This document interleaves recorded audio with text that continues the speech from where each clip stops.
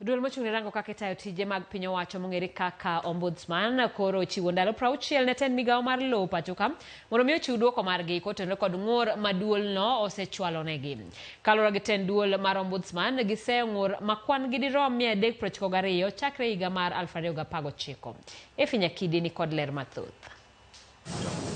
E kinde mane gitwak kod jofwambo, duol marango kaka itayo chenro mag piny owacho e sectors mopogore opogore kata ombudsman oyango ni kwan duto mag ng'ur ma giseyudo kowuok kuom oganda jo Kenya kendo chwalo ne tend migawo ma lowo pacho ka romo 392.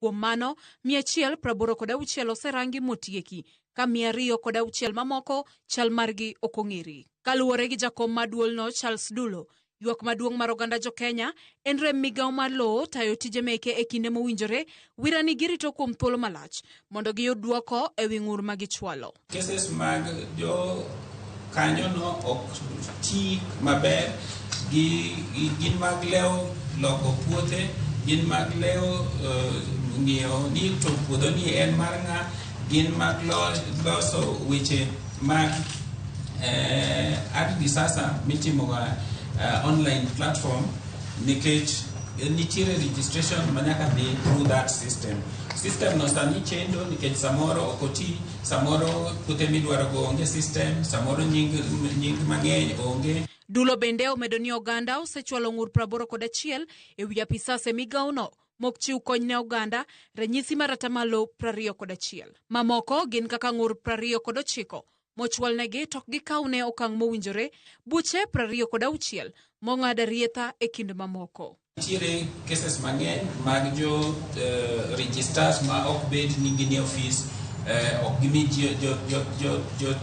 jo piny tich monego bed ni gitimo in places kaka Kilifi, Kwale, Tana River.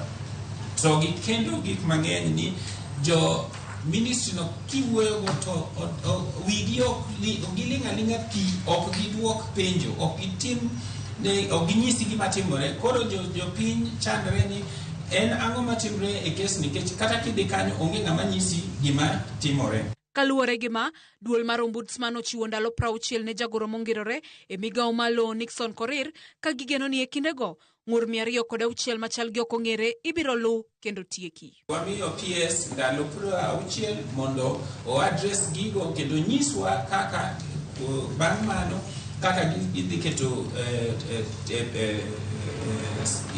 chike manyalo konyogi mondo gimi jopiny oyud tich madwarore, kendo gipuonj jotich matiyo e lands kaka ginyalo wuoyo gi jopiny ka ji obiro yudo kwayo tich mantie kanyo.